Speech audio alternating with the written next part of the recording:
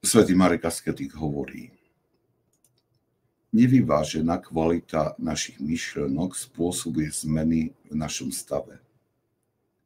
Pretože Boh prideľuje k našim dobrovoľným myšlienkam následky, ktoré sú im primerané, ale nie sú nevyhnutne našou voľbou.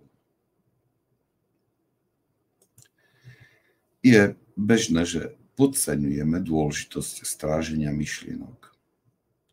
Oddanie sa rôznym fantáziám sa zdá neškodné, pretože sa odohráva v skrytosti našej mysle a neprejaví sa v konkrétnych skutkoch.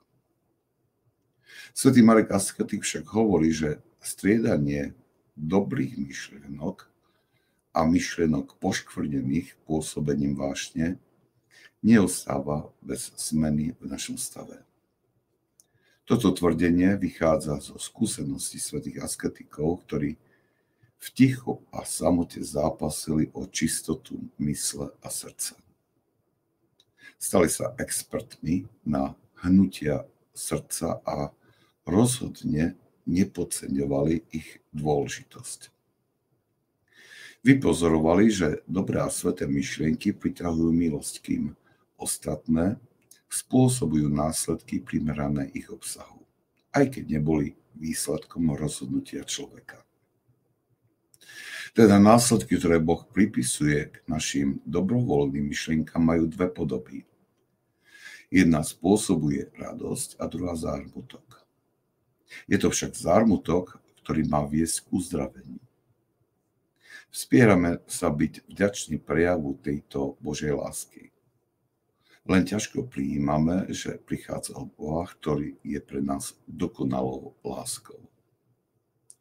Je však dobre pamätať do slova svätého Izáka Sýrskeho, ktorý hovorí: je nevhodné pre múdrosť lásky dávať rovnaký druh výživy milovaným v čase zdravia a choroby. Hovorím tu o tých časoch, v ktorých vôľa prechádza rôznymi zmenami kvôli myšlienkam, ktoré prijíma, a nie o čase telesnej choroby. Aj keď sme nazda ešte nedosiahli jemnosť posudzovania myšlienok, ktorú mali svätí asketici, je dobre venovať čas skúmaniu zmien v našom stave. Poučenie svätého Marka Asketika nás vedie k hľadaniu súvislosti medzi dobrovoľnými myšlienkami a zmenou stavu, ktorý zažijeme. Ak tá zmena bola spôsobená Božou prozreteľnosťou, potom ľahko spozorujeme jeho zámer, ktorý nás má priviesť k väčšej čistote mysle a srdca.